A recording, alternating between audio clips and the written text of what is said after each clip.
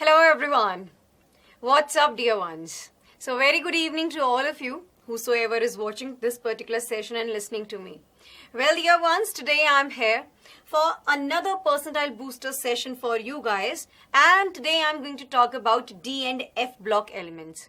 I hope that you are going to enjoy this particular session. So fasten up your seatbelts and we are going to talk about the top 10 most expected questions from D and F block elements. So here we are.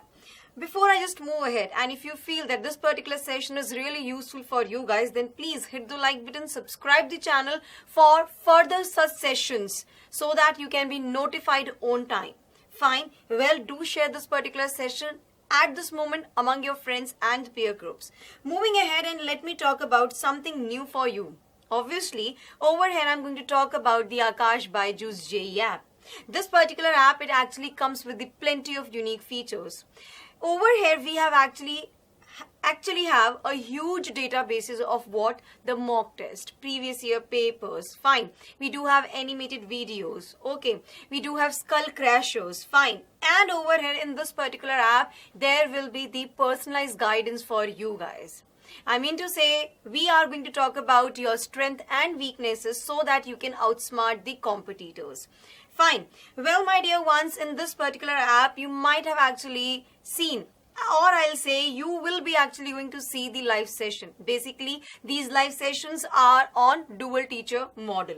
So over here, you will actually get a chance to see your star educators like SM sir, NV sir, GV sir, Apur Mathu sir. So what are you waiting for? Just book the free trial today itself.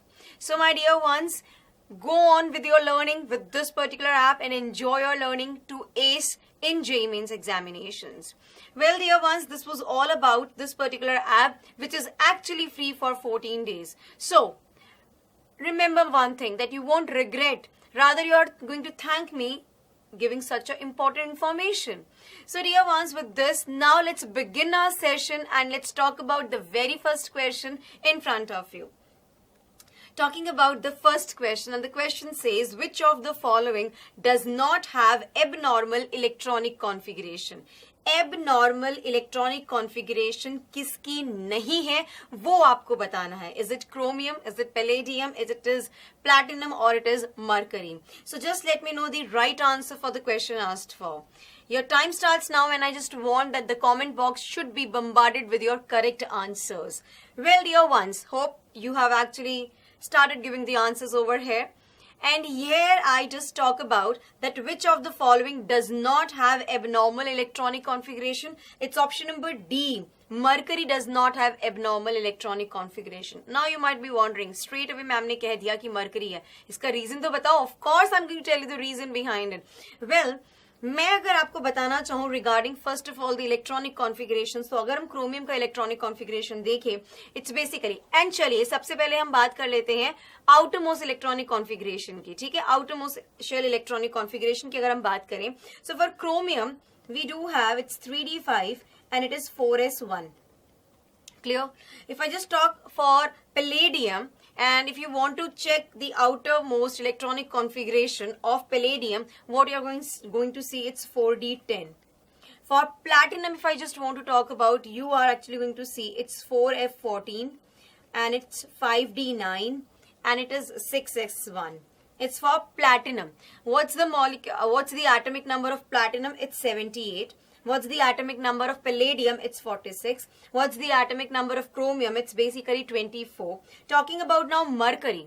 So mercury, basically, if I just talk about, it do have the electronic configuration, outermost shell electronic configuration as 4f14. Fine. It's 5d10. Okay, ma'am.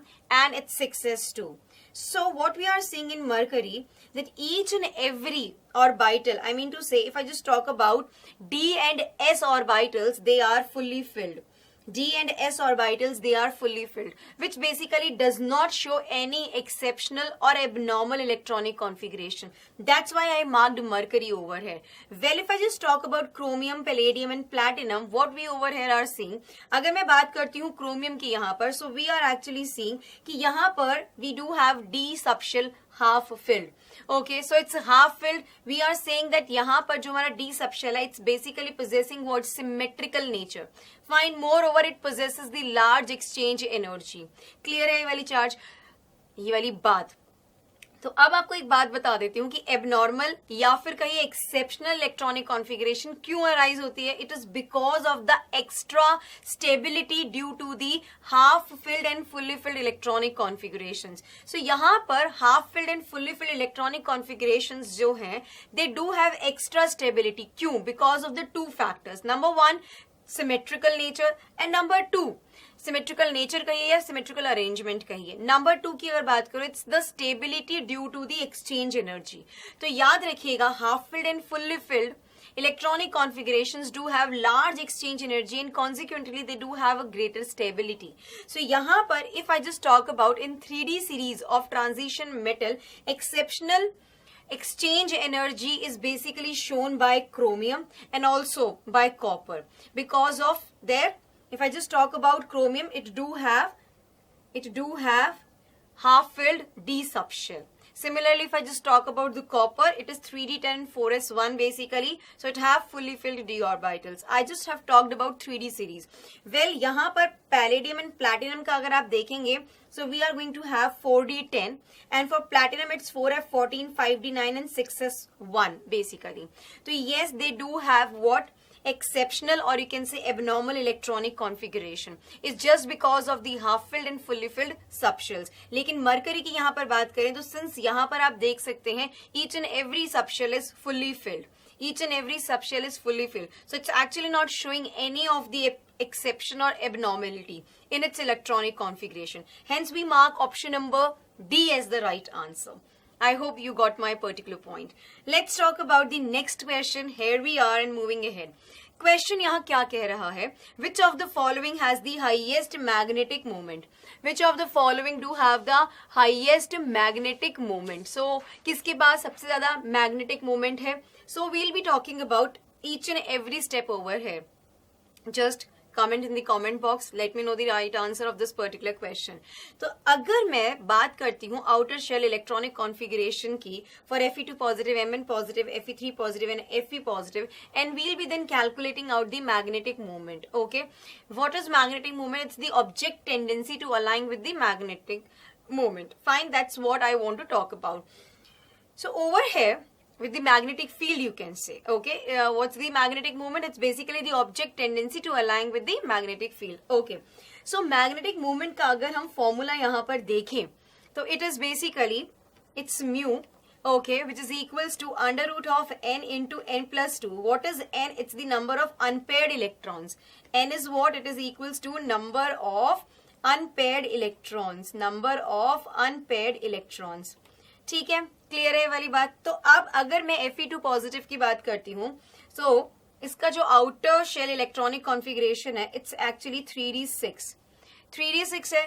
So if I just fill this D subshell, 1 2 3 4, so it's 1 2 3 4 5 and 6. How many unpaired electrons do we have? We are actually having 4 unpaired electrons. So what will be the magnetic moment? It will be actually equals to 4 and it's 4 plus 2 which is 6. So 4 into 6 is equals to under root of 24. Clear? Talking about Mn positive over here. So we are going to have the outer shell electronic configuration as 3d5 and 4s1. Fine. So if I just talk about this 3d5 and 4s1, how many unpaired electrons do we have? Over here we are actually having 6 unpaired electrons. 1 2 3 4 and 5. So it's 1 2 3 4 5. It's 3d subshell. And talking about 4s, 1 electron. So in total we are having 6 unpaired electrons. So what will be mu for Mn positive? It will be under root of 6 into 6 plus 2 which is 8. So 6 into 8 it becomes equals to what? 6 into 8, if I just talk about it, becomes equals to 6 8s are 48. Under root of 48. Bohr magneton. Bohr magneton. Clear hai? Clear hai? Yes ma'am. Talking about Fe3 positive. So outer shell electronic configuration of Fe3 positive, if I just talk about, it's basically 3d5. Okay, So if it's actually 3d5, so how many unpaired electrons do we have over here? So we have 5 unpaired electrons. 3d5, so you can just draw it over here. 1, 2, 3, 4 and it's 5. So 1, 2, 3, 4 and 5. 5 unpaired electrons. So what will be the magnetic moment? It will be under root of 5 into 7. 5 plus 2. So 5 sevens are 35. So this is having root 35. This is the magnetic moment of Fe3 positive. Talking about Fe positive only. If I just talk about Fe positive, so outer shell electronic configuration will be 3d6 and 4s1. So how many unpaired electrons do we have? Let's count it out. 1, 2, 3, 4. So it's 1, 2, 3, 4, 5 and 6. It's 3d. And talking about 4s, it's 1 over here. It's 4s. So how many unpaired electrons in total? We do have 5 unpaired electrons in total. So what will be mu over here? The magnetic moment, it will be under root of 35. Okay, fine. So the one with the highest magnetic moment will be Mn positive, having the magnetic moment as root 48. So if it's root 48, so it will be near to what? We know that 7 sevens are 49. So it will be about 6 point something. 6 point something we are going to get, root 48. Okay, it's root 25, root 24. That means what will be our magnetic moment over here for root 24? It will be 4 point something we are going to get. Talking about root 35, so it will be 5 point something we are going to get. Fine, 5 point something. Talking about again root 35, 5 point something. So the one with the highest magnetic moment is option number B. So it's option number B, the right answer. Absolutely right? Yes, ma'am. So let's move on to the next question. Of course, ma'am, maintain your Josh, be in your activated state, and yeah, heading towards question number 3, and it's in front of you. It's in front of you. So you need to actually choose the correct pair regarding ionization energy third. Third ionization energy के regard में आपको correct pair choose करना है कि किसकी third ionization energy ज़्यादा है. What we mean by the ionization energy, it's the energy required to remove an electron from isolated gaseous atom. ठीक है. तो we do have over here manganese. Okay, we also have, if I just draw it on the next slide. So talking about manganese, we are having chromium, we are having iron, then it's zinc and it's copper. Talking about the outer shell electronic configuration of manganese, we actually have it's 3d5, 4s2. For chromium, it's 3d5 and it's 4s1. For iron, it is 3d6 and 4s2. For zinc, it is 3d10 and 4s2. For copper, it is 3d10. And it's 4s1. Remember this. Talking about the very first ionization energy, we actually want to talk about third ionization energy. So we are going to focus on third ionization energy. So we are going to get, if we talk about the very first ionization energy, one electron will be moved out. So it's 3d5 and 4s1 we are going to get.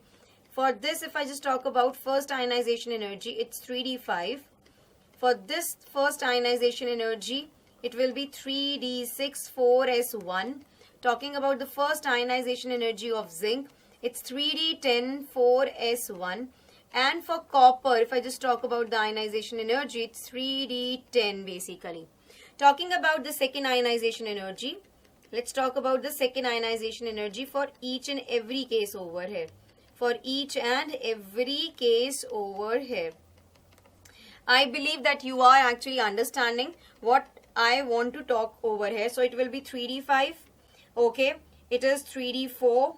It will be 3d6. It will be 3d10. And it will be 3d9. It will be 3d9. Okay. So over here, majorly the comparison is between manganese and chromium. Manganese and chromium में से option A is saying कि manganese का third ionization energy ज़्यादा होगा chromium से. Absolutely right.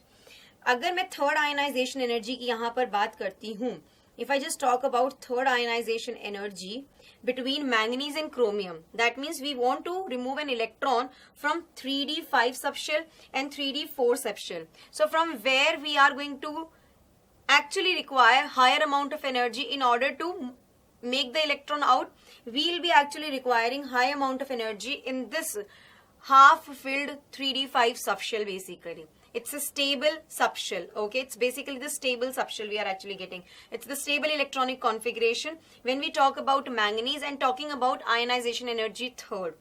Okay, so over here I'll say that manganese का जो third ionization energy है वो ज्यादा होगा इन कंपैरिजन टू क्रोमियम, क्योंकि यहाँ पर मैंगनीज का जो इलेक्ट्रॉनिक कॉन्फ़िगरेशन है it is 3d5, outer shell electronic configuration 3d5 है, वो हाफ फिल्ड है, वो स्टेबल है. स्टेबल है तो एनर्जी ज्यादा देनी पड़ेगी. So between manganese and chromium it's manganese. Talking about between manganese and iron, manganese and iron में भी it will be manganese. Manganese और आयरन की अगर हम थर्ड आयनाइजेशन एनर्जी को देखें, सो इट इज मैंगनीज जिसकी थर्ड आयनाइजेशन एनर्जी ज्यादा होगी आयरन से. रीजन वही सेम है, half filled stable subshell we are actually getting. Clear है? सो हमारा सेकेंड ऑप्शन भी सही है. Talking between zinc and copper, तो जिंक और कॉपर में कहा गया है कि जिंक का थर्ड आयनाइजेशन एनर्जी ज्यादा है in comparison to copper. Absolutely right. क्यों भाई? It is because zinc is actually having at this particular stage fully filled d orbital. Fully filled d orbital. So fully filled d orbital stability more, ionization energy भी इसकी फिर ज्यादा होगी. Absolutely right. Yes ma'am. So it's option number D जो आपका बिल्कुल सही है इस particular क्वेश्चन के लिए. Option number D is the right answer. Hope you got this particular point. तो चलिए let's talk about the next question and here it is in front of you. Question पूछ रहा है the trend in ionization enthalpy, trend in ionization enthalpy of transition element is not regular. वो regular नहीं है because option A आपको दिया हुआ है यहाँ पर. It's the option A that has been given to you. क्या दिया हुआ है ऑप्शन नंबर ए आपको यहाँ पर? Removal of one electron. अगर हम एक इलेक्ट्रॉन को रिमूव करते हैं तो it is going to alter the relative energies of 4s and 3d orbital due to different electronic configuration. I mean to say question ये कह रहा है due to different stable electronic configuration, poor screening of 3p orbital both A and B. तो बताइए इसका क्या answer देंगे आप? What will be the right answer for this question? Simple है क्वेश्चन, थोड़ा सा तो दिमाग लगाना है आपको. Removal of one electron alters the relative energy of 4s and 3d orbital. Absolutely ये सही है. Trend in ionization enthalpy of transition element वो रेगुलर नहीं है. क्या होता है अगर मैं एटॉमिक साइज की बात करती हूँ, इनिशियली जो हमारा एटॉमिक साइज होता है वो डिक्रीज कर रहा होता है अलोंग द पीरियड, फिर कांस्टेंट हो जाता है, फिर इंक्रीज करने लगता है. तो उसके हिसाब से देखा जाए तो आयनाइजेशन एनर्जी पहले क्या करेगी? पहले आयनाइजेशन साइज जो है हमारा डिक्रीज हो रहा है तो आयनाइजेशन एनर्जी इंक्रीज करेगी. फिर साइज कांस्टेंट हो गया तो आयनाइजेशन एनर्जी को भी कांस्टेंट होना पड़ेगा. ठीक है. और अगर साइज हमारा इंक्रीज कर रहा है तो आयनाइजेशन एनर्जी डिक्रीज करेगी, जबकि ऐसा नहीं होता. फाइन, ट्रेंड अलग चलता है यहाँ पर. तो यहाँ पर रीजन क्या है? Removal of one electron alters the relative energy of 4s and 3d orbital. देखिए यहाँ अगर मैं इलेक्ट्रॉनिक कॉन्फिगरेशन ऑफ क्रोमियम की बात करती हूँ, if I just talk about the electronic configuration of chromium. चलिए इलेक्ट्रॉनिक कॉन्फिगरेशन ऑफ क्रोमियम की बात की जाए जिसका एटॉमिक नंबर है 24. हम इसका इलेक्ट्रॉनिक कॉन्फिगरेशन लिखते हैं 3d5 and 4s1. लिखते हैं कि नहीं लिखते हैं? ठीक है. अब अगर मैं यहाँ से वन इलेक्ट्रॉन को रिमूव कर दूं और बना दूं Cr positive, so it is 3d5 now. It is 3d5. Clear है? अब ये 3d5 क्या है? हाईली स्टेबल है. हाईली स्टेबल है तो यहाँ पर आयनाइजेशन एनर्जी ज्यादा होगी. एब्सोल्युटली ज्यादा होगी. एब्सोल्युटली ज्यादा होगी. और अगर मैं बात करती हूँ इलेक्ट्रॉनिक कॉन्फिगरेशन ऑफ जिंक के बारे में, इलेक्ट्रॉनिक कॉन्फिगरेशन ऑफ जिंक की बात करूं, so it's basically 3d10 and 4s2. ये अभी स्टेबल है. It is now stable. Clear? लेकिन अगर मैं Zn पॉजिटिव बनाती हूं so it becomes 3d10 4s1. तो अब इसकी स्टेबिलिटी क्या हो गई? लेस स्टेबल हो गया. ये पहले ज्यादा स्टेबल था, अब लेस स्टेबल हो गया. ठीक है. तो हमने एक इलेक्ट्रॉन रिमूव किया. Okay, we removed one electron. जैसे ही हमने एक इलेक्ट्रॉन को रिमूव किया, व्हाट वी एक्चुअली सी कि यहाँ पर रिलेटिव एनर्जीज जो है 4s और 3d ऑर्बिटल की अब वो चेंज हो गई. अब वो क्या हो गया? ऑल्टर हो गई हैं. आप समझ रहे हैं जो मैं कह रही हूं? तो अब Cr पॉजिटिव का जो यहाँ आयनाइजेशन एनर्जी की जो मैं बात करूंगी वो ज्यादा होगी. ठीक है. और यहाँ अगर 3d4s1 की आयनाइजेशन एनर्जी की बात करूंगी वो कम होगी. तो जस्ट एक इलेक्ट्रॉन को रिमूव करने से रिलेटिव एनर्जीज जो है 4s और 3d ऑर्बिटल की वो क्या हो गई? एक तरह से ऑल्टर हो गई। Removal of one electron alters the relative energy of 4s and 3d orbital, ये बिल्कुल सही है। एंड या it's actually the reason behind की trend in ionization energy of transition element is not regular because of this particular one reason. Talking and saying, अगर हम ये कहते हैं due to different stable electronic configuration, देखिए सबकी electronic configuration stable नहीं होती हैं। अगर हम ट्रांजिशन एलिमेंट्स के बारे में बात करते हैं, 3D सीरीज को ही आप देख लीजिए, तो वहां पर अगर आप इलेक्ट्रॉनिक कॉन्फ़िगरेशंस को कंपेयर करेंगे तो सबकी इलेक्ट्रॉनिक कॉन्फ़िगरेशन स्टेबल नहीं है। सो ये हमारा गलत जवाब है। Poor screening of 3p orbital, जब हम ट्रांजिशन मेटल्स की बात करते हैं तो हम poor screening of 3d and 4f orbitals की बात करते हैं, 3p के बारे में तो हम जिक्र नहीं करते हैं, तो ये भी गलत है। D both A and B, ये भी गलत है। तो it's only option number A जो बिल्कुल सही आंसर है इस पर्टिकुलर क्वेश्चन के लिए। Hope you got my point. चलिए let's move and talk about the next question in front of you. अब हम बात करते हैं नेक्स्ट क्वेश्चन के बारे में। ये क्वेश्चन डायरेक्ट क्वेश्चन है, आना चाहिए। इस तरह के क्वेश्चंस आपको ऑलरेडी याद होने चाहिए। You need to learn such question, factual questions. मैंने आपको एक पर्टिकुलर वीडियो में बताया था प्रीवियसली कि D and f block elements में से अगर मैं डी ब्लॉक की बात करती हूँ, वहां पर KMnO4 एंड K2Cr2O7 के जो हमारे कॉम्प्लेक्सेस हैं, कंपाउंड्स हैं, उनके बारे में जरूर पढ़िएगा, बिकॉज वहां से क्वेश्चन आ जाते हैं कि इसको डालने से क्या बना और उसका कलर क्या था, समथिंग लाइक दैट। तो वही इस क्वेश्चन में मैं आपको बताने वाली हूँ। It's a factual question.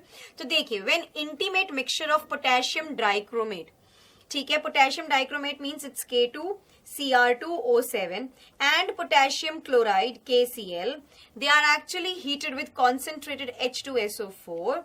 Find then which of the following is produced in the form of red vapors. हमें कलर बता दिया गया है, हमें कंपाउंड का नाम बताना है। तो यहाँ पर see it's 4 KCl and 6 H2SO4, that is what I'm going to write, ठीक है, and you are going to get CrO2 Cl2, chromyl chloride, और ये रेड कलर का होता है, इसके रेड कलर के वेपर्स फॉर्म होते हैं। Along with it we are going to get 6 times of KHSO4 plus 3 times of H2O। ये आपको याद रखने पड़ेंगे कि ये रेड वेपर्स अगर हमारे बन रहे हैं तो it's chromyl chloride basically, potassium dichromate, potassium chloride heated with concentrated H2SO4। So your answer is gonna be option number c straight away, ये आपका आंसर होगा। Clear? Done done done? Yes ma'am. चलिए let's move ahead and let's talk about question number 6। Question को ध्यान से पढ़िएगा और इसका जवाब मुझे जरूर से दीजिएगा। जवाब क्या देना है आपको? जरूर से देना है। तो क्वेश्चन आपका यहाँ पर ये है, the reducing nature of any metal in aqueous solution, reducing nature of any metal in aqueous solution depends upon enthalpy of atomization, ionization enthalpy, hydration enthalpy. A, B, C और D ऑप्शन में से कौन सा particular option इस particular question के लिए absolute answer है? देखिए, यहां हम रिड्यूसिंग नेचर की बात कर रहे हैं। So reducing power is associated with the ability of a metal, लिख लीजिएगा और ध्यान से सुनिएगा। Reducing power is associated with the ability of a metal to lose electron itself and oxidize the other atoms I mean to say reducing power के बारे में जो यहाँ मैं बात कर रही हूँ, दैट मीन्स मैं रिड्यूसिंग एजेंट के बारे में यहाँ पर बात कर रही हूँ। इट्स एन एजेंट जो दूसरों को तो रिड्यूस करता है और खुद ऑक्सीडाइज हो जाता है। वही मैंने बोला, reducing power is associated with the ability of a metal to lose electron, ability of a metal to lose electron and itself it and reduces the other atoms। समझ रहे हैं? दोबारा से बोलती हूँ, ध्यान से सुनिएगा। Third time I am repeating the same thing. reducing power is associated with the ability of a metal to lose electron itself, वो खुद के इलेक्ट्रॉन्स लूज कर रहा है, and reduce the other atoms। reducing agent क्या होता है? the agent which reduces the other and itself get oxidized। वही मैंने आपको यहाँ पर बोला। कब? while undergoing a reduction, okay, while undergoing a reduction reaction the metal basically converts, while undergoing a reduction reaction की अगर मैं यहाँ बात करती हूँ, so जो हमारा मेटल है basically, first of all it is going to change its state, ठीक है, तो मेटल जैसे कि हमारा सॉलिड स्टेट में है, फाइन। सो सबसे पहले क्या होगा, वहां पर एंथैल्पी ऑफ एटमाइजेशन की बात करेंगे, या कहीं एंथैल्पी ऑफ सब्लिमेशन की हम बात कर रहे हैं। ठीक है, क्लियर है, समझ में आ रहा है। रिड्यूसिंग नेचर, ठीक है, of any metal, that means we are talking about reducing agent over here, जो दूसरों को रिड्यूस कर रहा है और खुद ऑक्सीडाइज हो रहा है। क्लियर है। So while undergoing a reduction reaction, the metal converts from metal in solid state to metal ion in aqueous state, which basically includes going from solid to gaseous state. Fine, which basically first of all includes going from solid to gaseous state, जहां हम enthalpy of sublimation या enthalpy of atomization की बात करेंगे. Then losing an electron, जहां हम enthalpy of ionization के बारे में बात करेंगे. And then going into the aqueous state, जहां हम hydration enthalpy की बात कर रहे हैं. एक और चीज ध्यान से सुनिएगा, high reducing power means what, more negative value of E naught. यहां पर मैं लिख देती हूं high reducing power means what, high reducing power means more negative value of E naught, reduction potential. Clear है ये वाली बात. So basically all the metals they are good reducing agent and so they actually have higher negative reduction potential. ठीक है, now reduction potential of any metal basically depends on 3 factors, and those 3 factors are, number 1, enthalpy of atomization. ठीक है, हम किसी भी metal का standard reduction potential ऐसे ही नहीं निकाल देंगे. We over here are talking about a metal ion, that too in a aqueous state,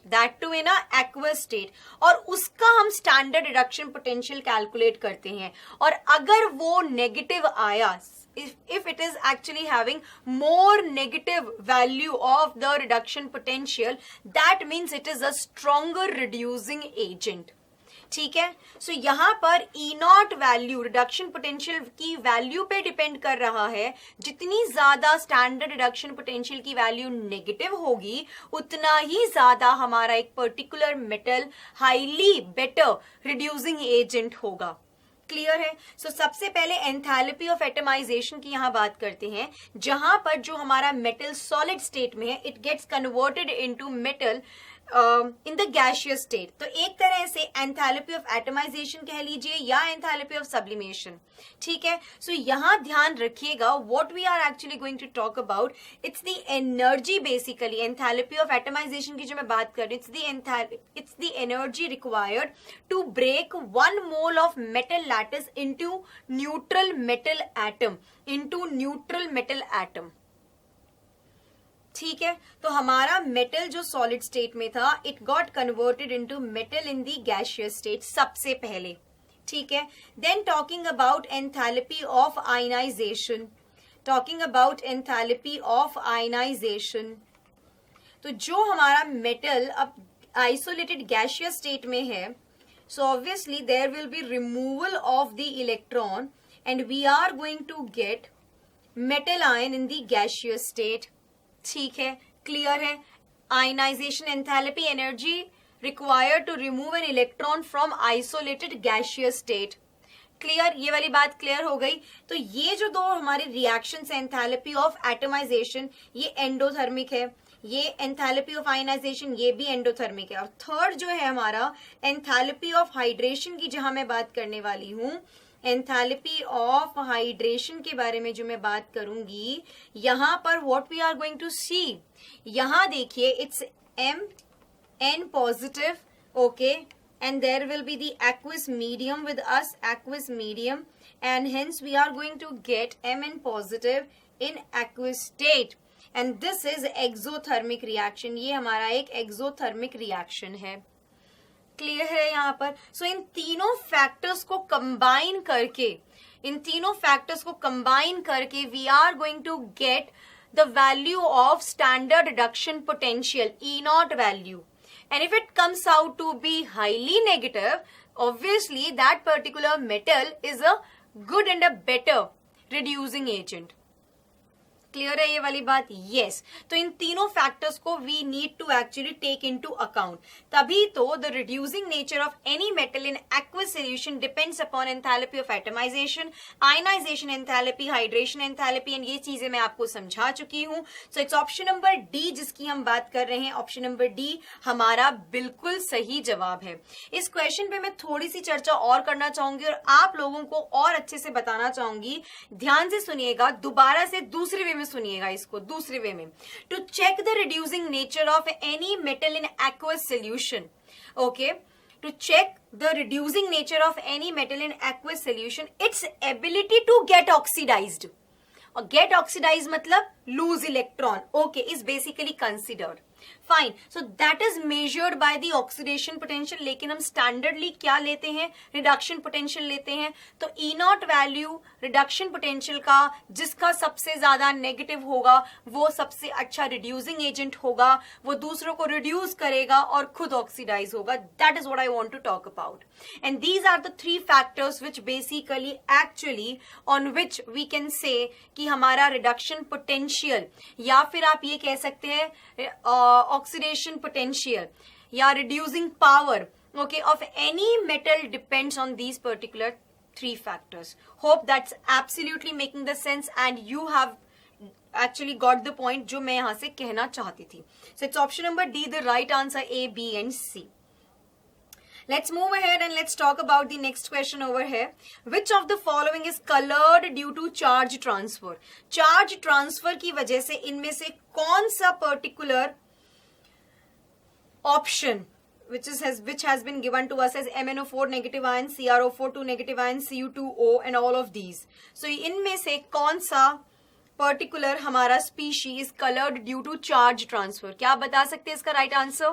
Just let me know. Come on dear ones, bombard your answers in the chat box. You need to go ahead with this particular thing. याद रखिएगा, most of the compounds of the transition elements, they are colored. They are colored and the color of these particular compounds, color जो इन particular compounds का, it's basically I can say it's because of DD transition number one and the number second charge transfer spectra. ठीक है, तो there are two things. There are two ways by which we actually get the colored complexes when we talk about transition elements. The very first thing we'll be talking about DD transition and the second is charge transfer spectra. हम यहाँ charge transfer spectra के बारे में बात कर रहे हैं. अब देखिए DD transition होने के लिए we actually require unpaired electrons. So more are the number of unpaired electrons, more will be the DD transition, more will be the intensity of the color. But हम यहाँ बात कर रहे हैं charge की. याद रखिएगा, in some compounds the central atom does not have unpaired electron. Fine. In some compounds the central atom it does not have unpaired electrons, but still they are colored. For example, अगर मैं MnO4 negative के बारे में बात करती हूँ, clear है? तो यहाँ पर जो मैंगनीज है आप यहाँ देखेंगे, it's basically manganese in which particular oxidation state? X minus 8 equals to minus 1. So X is equals to plus 1 oxidation state में है, which means outer shell electronic configuration is 3d0. तो यहाँ DD transition की तो possibility नहीं है. उसके हिसाब से देखा जाए तो ये colorless होना चाहिए, लेकिन ये colored है. क्यों? Because of the charge transfer. ठीक है, तो यहाँ पर we do not have any unpaired electron but still it is colored. The reason is कि यहाँ पर क्या होगा? in MnO4 negative an electron is momentarily transferred from oxide ion O2 negative ion to O2 negative ion to Mn plus 7. Clear है? तो momentarily electron transfer हुआ है from O2 negative ion to Mn in plus 7 oxidation state और हमें यहाँ मिल जाएगा Mn in plus 6 oxidation state and it is actually going to get transferred into O negative. ऐसा होगा momentarily ऐसा होगा. फॉर अ मोमेंट कह रही हूं मैं आपको, जिसकी वजह से हमें कलर दिखेगा. सो MnO4 नेगेटिव हमारी बकेट में आ गया. ऐसे ही अगर मैं CrO4 2 नेगेटिव के बारे में बात करती हूं तो यहां पर भी वही चीज हो रही है. CrO4 2 नेगेटिव, क्रोमियम जो है it is in +6 oxidation state. Chromium is in +6 oxidation state. अच्छा, तो यहां पर if I just talk about the outer shell electronic configuration of chromium in +6 oxidation state, it is 3d04s0. 3d04s0. तो यहां पर जो कलर है it is due to the charge transfer. वो चाहे मोमेंट के लिए ही हो, मोमेंटरीली हो, तो there is a charge transfer, electron का ट्रांसफर हो रहा है फ्रॉम ऑक्साइड टू क्रोमियम. ठीक है, जिसकी वजह से हमें कलर दिख रहा है, अब अगर मैं बात करती हूँ Cu2O की, तो यहां पर कॉपर की अगर मैं बात करती हूं, कॉपर इन +1 ऑक्सीडेशन स्टेट, क्योंकि देखिए 2x - 2 is equals to 0, so x will be equals to +1. So copper is in +1 oxidation state. Outer shell electronic configuration 3d10 4s0 है. इसके पास कोई भी अनपेयर्ड इलेक्ट्रॉन नहीं है. ठीक है, hence there is no dd transition possible over here. So उसके हिसाब से इसको कलरलेस होना चाहिए. लेकिन जो हमारा Cu2O है it is coloured. Why? Because of the charge transfer of the electron from oxide ion O2 negative ion to the vacant orbital of Cu positive, Cu positive ion. तो जिसकी वजह से I will say it's option number D जो हमारा सही जवाब है. ये सारे के सारे जो हमारे स्पीशीज यहाँ दिए हुए हैं, MnO4 negative, CrO4 2 negative, Cu2O, ये सारे के सारे कलर्ड हैं just because of the charge transfer. Hope you got my point. Yes, ma'am. चलिए, let's move ahead and talk about the next question here in front of you. And the question is, the lengthenide contraction is responsible for the fact. Lengthenide contraction जो है, it's basically responsible for the fact. ये answer तो आपको आता होगा, easy peasy lemon squeezy. एक बहुत बार आपने डी ब्लॉक में पढ़ा होगा इसको. पढ़ा है डी ब्लॉक में? Yes, ma'am. पढ़ा है, क्यों नहीं पढ़ा है? लेंथेनाइड कॉन्ट्रैक्शन की बात कर रहे हैं तो ऑब्वियस सी बात है, हम किन की बात कर रहे हैं? लेंथेनाइड्स की बात कर रहे हैं यहाँ पर. एब्सोल्युटली, हमने DNF ब्लॉक में ये पढ़ा है लेंथेनाइड कॉन्ट्रैक्शन. हाँ जी, बिल्कुल, एब्सोल्युटली राइट. तो आप यहाँ क्या कहना चाहेंगे? What you are going to say about it? देखिए, यहाँ सिंपली मैं आपको एक चीज बताना चाहूंगी. Wait a minute. For the lanthanide contraction की अगर मैं यहाँ बात करती हूँ, so it's titanium, then it's zirconium, and then it's hafnium. Fine. It's 3D series transition metal, it's 4D series and it's a 5D series. ठीक है. So जब हम 3D से 4D की तरफ आ रहे होते हैं तो हमारा क्या है, साइज इंक्रीज कर रहा होता है. लेकिन जब हम 4D से 5D की तरफ जाते हैं तो यहाँ पर जो हमारा साइज है it is almost same. Clear है ये वाली बात? ये जो हमारा जिरकोनियम है it's of the fifth period, याद रखिएगा. एंड जो ये हैफनियम है it's of the 6th period, ये 6th पीरियड का है. क्लियर है? फाइन है, कोई इश्यू इसके अंदर नहीं होना चाहिए. क्लियर है? डन. हाँ जी मैम, अब बताइए आगे क्या करें. तो यहाँ पर what is actually happening on moving from 5th to 6th period in transition element. Fine. After lanthanum जिसका एटॉमिक नंबर 57 है, there are 14 lanthanoid elements. When we are moving from 5th to 6th period in transition elements, after lanthanum what we see that there are 14 lanthanoid elements in which जो last electron होता है it enters into the F subshell.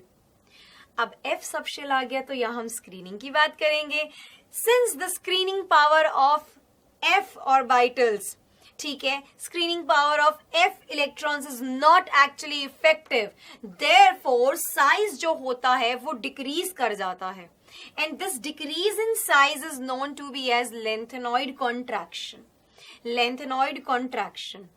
Clear है ये वाली बात? तो यहाँ पर what we are seeing while we are moving from 2nd to 3rd transition series and 3rd to 4th transition series, what we actually see is कि size same रहता है because of the lanthanoid contraction. तो जो zirconium और hafnium का जो हमारा size है ये almost same है. It is because of the lanthanoid contraction. तो Zr and HF have about the same radii. Yes, absolutely right. They do have the same radii. Done? Clear? कोई बात नहीं मैम, समझ में आ गया. बहुत सिंपल क्वेश्चन था. So वेल अगर और ऑप्शंस को देखेंगे तो they are actually not into our bucket. It's option number सी हमारा सही जवाब है. चलिए let's talk about the next question here. The correct statement is green vitriol and blue vitriol is are isomorphous. Isomorphous का मतलब क्या होता है? Compounds that have the same form and shape. Compounds that have same form. Compounds that have same form and shape. याद रखिएगा, those are isomorphous. Okay, so ionic compounds basically they show isomorphism. Green vitriol की अगर मैं बात करती हूँ तो it is FeSO4.7H2O and blue vitriol की अगर मैं बात करती हूँ it's basically CuSO4.5H2O. तो यहाँ देखिए मॉलिक्यूलर कॉम्पोजिशन जो है वो सेम नहीं है, इवन वाटर ऑफ क्रिस्टलाइजेशन भी डिफरेंट है. So they are not, I'll say they, if the question says that they are isomorphous, for them to be the isomorphous, the compound should have the same form and the shape. यहाँ पर molecular composition same नहीं है, even the water of crystallization is also not same. So green vitriol and blue vitriol are not isomorphous. It's the false statement. KMnO4 and K2Cr2O7 they are colored due to DD transition. अरे ये तो अभी करके आए हैं. KMnO4 में हमने देखा कि manganese is in +7 oxidation state having the outer shell electronic configuration as 3d0. तो वहां DD ट्रांजिशन तो पॉसिबल ही नहीं है, चार्ज ट्रांसफर की वजह से वो कलर्ड है. ऐसे ही अगर मैं बात करती हूँ Cr2O7 2 नेगेटिव में, Cr2O7 2 negative, so it's basically twice of x minus 14 equals to minus 2. So it's twice of x is equals to plus 12. So यहाँ हमारा जो क्रोमियम है it's +6. क्रोमियम +6 ऑक्सीडेशन स्टेट के अंदर है. +6 ऑक्सीडेशन स्टेट में chromium का मतलब यहाँ पर ये है कि इसका आउटर शेल जो इलेक्ट्रॉनिक कॉन्फिगरेशन है 3d0. तो अगेन यहाँ पर dd ट्रांजिशन नहीं होगा. It is coloured because of the charge transfer. It is also false. Talking about Cu2Cl2 and Ag2S, they are colored. Cu2Cl2 को हम CuCl भी कर सकते हैं. Absolutely right. They are colorless. They are colorless. They both are what? They are colorless. अब भाई ये colorless क्यों है? ये false statement है हमारी. देखिए Cu2Cl2 या फिर CuCl कुछ भी कहिए, यहाँ पर कॉपर हमारा +1 ऑक्सीडेशन स्टेट में है. 3d10 की हम यहाँ बात कर रहे हैं. यहाँ पर कोई भी अनपेड इलेक्ट्रॉन नहीं है, अनपेड इलेक्ट्रॉन नहीं है, dd ट्रांजिशन नहीं है. तो यहाँ पर they are gonna be colourless. Okay, similarly अगर मैं यहाँ पर बात करती हूँ Ag2S के बारे में, तो यहाँ पर Ag2S में जो हमारा सिल्वर है it is in +1 oxidation state. Since it is in +1 oxidation state, तो अगर मैं इसकी आउटर शेल इलेक्ट्रॉनिक कॉन्फिगरेशन की बात करूंगी सो इट्स 4d10. ठीक है, वैसे अगर सिल्वर का आउटर शेल इलेक्ट्रॉनिक कॉन्फिगरेशन की बात की जाए so it's 4d10 and 5s1. So now silver is in +1 oxidation state, so it will be 4d10. No unpaired electrons, no dd transition. So यहाँ पर colorless होंगे, यहाँ पर ये colorless होंगे. So A, B and C ये तीनों ही हमारी false statement है. Correct statement के बारे में बात करते हैं. Upon strong heating, paramagnetic gases are evolved by NaNO3 and AgNO3. ये हमारा true statement है. Let's see the reactions over here. अगर मैं NaNO3 की बात करती हूँ, okay, I'm heating it up. So what I'm supposed to get over here, twice of NaNO2 along with the evolution of oxygen gas. और ये oxygen gas आप सभी को पता है ये पैरामैग्नेटिक है. It is paramagnetic in nature. It is paramagnetic in nature. ठीक है, अब अगर बात करते हैं twice of AgNO3 और इसकी हम strong heating करते हैं near about 980 Kelvin पे. So we are going to get silver, okay, plus twice of NO2 plus oxygen. ये जो हमारा नाइट्रोजन डाइऑक्साइड है, फाइन, ये हमारा पैरामैग्नेटिक गैस है. It's a paramagnetic. ऑक्सीजन तो इवॉल्व आउट हो ही रही है, no doubt in that, but this nitrogen dioxide is also paramagnetic. तो इसकी वजह से we are going to say option number D हमारा सही जवाब है. It's the correct statement. Option number D is the right answer. Let's talk about the next question over here. And the question is in front of you. Which one of the following does not, just let me know the answer. Which one of the following does not correctly represent the correct order of the property indicated against it. ये तो आप सभी को अच्छे से पता होगा, I think and I believe ये आपको बहुत अच्छे से आता होगा, ईच एंड एवरीथिंग। ठीक है, तो यहां पर we have been given with titanium, vanadium, chromium, manganese. ठीक है, let's start doing the questions, I mean to say, let's start doing the solution for it. So it's titanium, it's vanadium, chromium and manganese. ठीक है, outer shell electronic configuration 3d 2 4s2, it will be 3d 3 4s2, it will be 3d 5 4s1 and it will be 3d 5 and it's 4s2. ठीक है, सबसे पहला क्या है statement, increasing number of oxidation state. तो यहां पर अगर ऑक्सीडेशन स्टेट की बात करें, it's +4 +2, it is +5 +3 and then it's +1 +3 +6 and it's from +2 to +7 variable oxidation state. Can you just सी?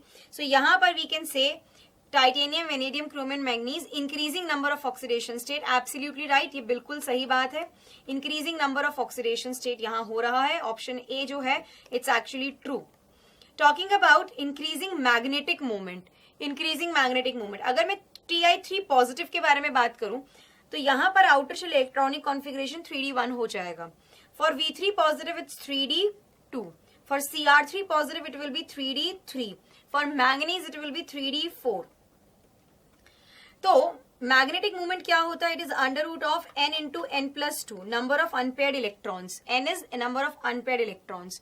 तो यहां पर अगर देखा जाए नंबर ऑफ अनपेयर्ड इलेक्ट्रॉन्स सबसे ज्यादा किसके पास में है, it's Mn3 positive, 4 unpaired electrons. So 4 into 6, 4 into 4 + 2, so 4 into 6 √24, तो इसका आएगा √24। अगर मैं Cr3 पॉजिटिव के बारे में बात करूं सो it will B 3 into 3 + 2, okay, 3 into 3 + 2, so 3 into 5 √15।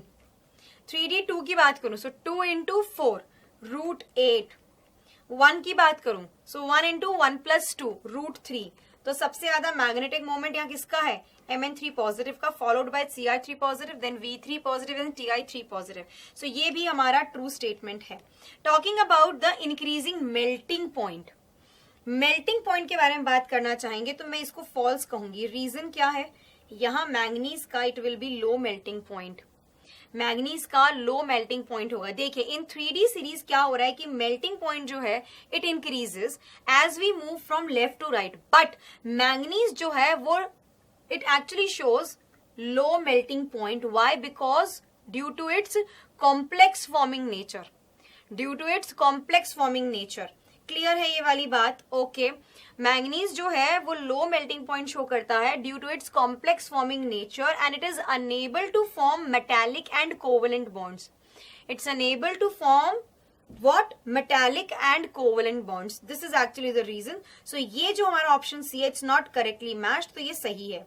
Talking about increasing second ionization energy, तो चलिए second ionization energy के बारे में अगर मैं बात करती हूँ, if I just talk about the increasing second ionization energy, so let's talk about the same over here. So सबसे पहले first ionization energy जब होगी, what will be the outer shell electronic configuration 3d2 4s1।